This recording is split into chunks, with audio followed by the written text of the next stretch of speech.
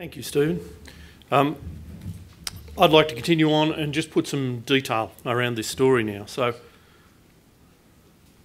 first let's talk to the geography of the area we're talking about. What we call the Sydney inner metropolitan area, in fact is all of Sydney from the National Park in the south up to Palm Beach in the north, but as far west as just this side of Parramatta.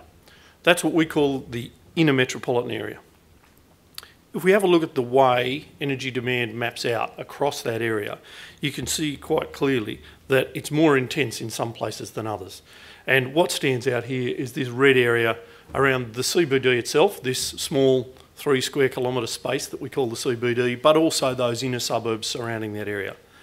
There's a few other regional hotspots in areas of high commercial or transport hubs, and some large areas where it's quite spread out. There's also, as Stephen mentioned, a lot of very high profile customers in this area.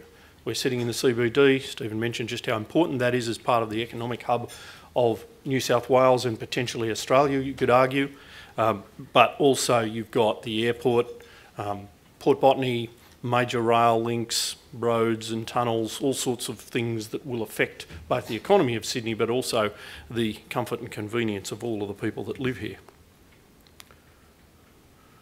The way power gets into this critical area is through these large high capacity cables. They come in at the moment at 5 points, scattered around mostly the periphery. This one here is in fact a new supply point which will be available in time for next summer. It's just in final construction at the moment, so then there'll be 6. But notice only 2 of them reach in to that inner Sydney area where the real intensity of demand is. These are Stephen's superhighways, if you like, which bring the main part of power. Those are supported by a very fine mesh of Ausgrid cables. They're lower capacity cables, and in fact, these are the ones that supplied Sydney back in the 60s and 70s before the superhighways were built. They're still there providing an important function, and the first thing they do is they deliver that power to all of the local suburban substations, 118 of them in this area, that eventually arrive power at your house. The capacity of these cables is quite a bit smaller, about 1/6 of the capacity of those large cables. Of those cables, about 50 of them perform an important second function, which is to back up the transmission cables. So Stephen talked about the idea of the spare tyre and having a backup. One of the important things about electricity systems is that you need to switch the equipment off to maintain it, or if it fails, you can't work on it alive. So you have to be able to run the system so that you can take parts of it out of service at various times. The transmission cables alone can't supply Sydney if one of them is out of service. That's what these cables do. They provide the additional backup to provide that service. And because there's a very large number of them and the importance of that supply system, and as I said, there's over 50 cables there, but you also have to include all of the switches, all of the transformers that are involved, a very large number of items. So we designed the system so that it will still supply the needs of Sydney with one of those large superhighway cables out and one element of this complex network out of service, both at the same time. If we zoom in a bit to the more critical area, I guess, that we want to talk about today, which is inner Sydney. Some of these cables in this area are quite old. These were, as I said, the original main supply to Sydney that was installed in the 60s and 70s when we went through a very big growth phase. They're now 40 to 50 years old. Originally, when they were installed, the life expectancy, the design life, was 45 years. So we're right in the middle of that zone now. We've been monitoring and maintaining these cables very carefully to ensure that wherever possible we extend their life and get the best value out of the assets that we've invested in on behalf of the people of New South Wales. Some of them have already been replaced in certain circumstances, some are in the process of being replaced or upgraded. Quite a few have in fact been extended, and we expect to get good service out of them for another 20 years. However, we're approaching the time when the costs and the risks of keeping some of these cables going is at the point where we need to consider retirement. And in particular, the 13 cables you see marked here in red are the ones that we're particularly concerned about and need to take some action over. In addition, one of those large cables, the superhighway cables, this one here, was found to have some concerns about its installation and is now running below its full design capacity. We've limited the amount of power that can flow through that cable to ensure we protect it and ensure that it's not damaged and that we can extend its life. There's a program in place to remediate that cable so we can continue to rely on it. But for the purposes of this planning exercise, we've assumed that that will be successful and that we can therefore rely on that cable for another 20 years or so. Think about the way things behave, and I'll go back to Stephen's car analogy. This is a chart that talks about time along the bottom, age, against the likelihood of failure rate. So if you think about this in terms of your motor car, there's early problems sometimes, things that go wrong. Most of these you'd hope are picked up at manufacturing by the supplier or the dealer before you even see the car, but we all know there's occasionally niggles that get fixed up under warranty. But once you get beyond that, typically it'll run for a long time, as long as you do the regular servicing, without any real problems. But eventually you get to a point where things start to break and you have to keep getting them repaired. As the car gets older and gets more worn, more things start to wear out. Eventually you get to the point where it spends more time in the workshop than it does on the road. It's costing you a fortune. It may not even be safe. There may be other considerations about the safety of your family that you're worried about. The time comes when it's time to get rid of it, buy a new car. You need to retire that one. Same thing happens with electricity systems. Very similar. They're in early, what we call infant mortality. Things fail when they're new. Hopefully we get the manufacturer to sort that out, or the installer. And then they run for, in this case, that sort of 45-year lifetime. And towards the end of their life, they start to cause troubles. The cables we're talking about are represented by these red bars. They're at this sort of age. These are the kilometres, 3.8 kilometres, 16, 30 odd kilometres, all in this sort of 45 to 50 year age group. You see that that's really at the stage where we're starting to have more difficulty in managing them. They cost more to maintain. The cables themselves are an obsolete technology. In their day, when they were installed, they were the high tech of the day. Great idea. They use a pressurised fluid to maintain the insulation in the cable. That meant that they could be high capacity cables but be smaller and cheaper to install than the older technology. That was great then. However, there's some additional problems as they reach the end of their life because, as we've said, they're starting to have difficulties that mean they have to be repaired more often, so they're not available as often as we would like them to be.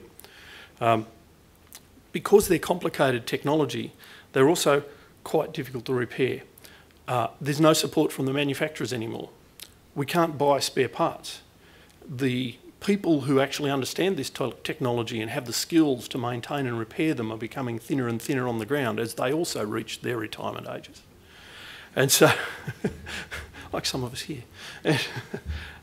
And so what that means is when there is a problem, they're out of service for a longer time.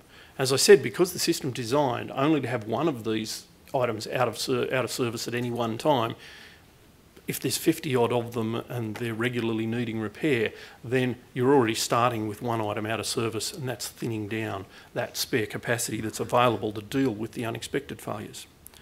In addition, because they're filled with this pressurised fluid, if there's a minor failure or damage to the sheath of the cable, then that fluid can escape. Now, we can keep the cable running, provided we can maintain the pressure, but the escaping fluid causes some concerns about environmental impacts, and we've worked with the EPA to develop a strategy to manage that risk over the next period, but an important part of that strategy is that we need to be retiring this technology and getting it out of the system. The way in which all of that complex system works is obviously quite difficult. It takes fairly deep analysis to unpack exactly how it works, but to try and simplify that, we've tried to come down to one key corridor. So if you look at this map over here, which is the one from the previous, this key corridor here, where the power comes from these western supply points into that key load area of the inner Sydney area, is the one that we're paying most attention to. If you look at this chart here on the left, this is representing the capacity that each of the cables adds into that particular corridor. The dark blue bars represent the newer cables, the ones that have been installed in the last 20 years or so, the new ones, the ones that we're not worried about. The light blue boxes represent the capacity that is provided by those 13 cables that are reaching the end of their life. If you look at how they relate, those older cables represent almost half of the supply capacity to keep a reliable supply coming into that inner Sydney area. So if we look at how that plays out going forwards, we've drawn this as a time series chart. So these are the years going along the bottom out to 2025, the capacity up the side. This is the groups that I just showed you, that same stacking of the different capacity. And if nothing changed and they continued to be reliable and wonderful, we'd be fine for quite a long time. You'll notice there's some step-ups here from the past. That step there is the introduction of that supply point out at Chullora that I mentioned earlier. And some of the reason why that went down was to do with that limited rating around the cable that we put the limitation of rating on. So if we then look at what would happen going forwards under normal circumstances, as I said, we carefully monitor all of these cables and understand their condition. So what we've done is assessed each cable individually, we've understood where it's at in its lifetime, we've ranked them in order of the ones with the highest risks and highest concerns and costs first, and we've balanced that against what the cost of a like-for-like replacement would look like. What comes out of that is a program that looks something like this. We would replace cables progressively, replacing the worst ones first. Some of them will last a bit longer. And by the end of this period, we would have worked through a 10-year program to replace all of those cables.